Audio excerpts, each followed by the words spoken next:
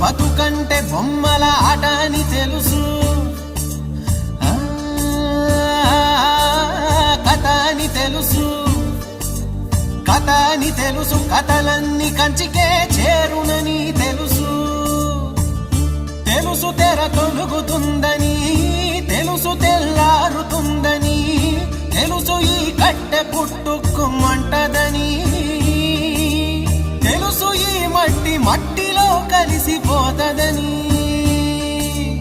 ఇన్ని తెలిసి ఇరకాటంలో పడిపోతావు ఎందుకని మాయా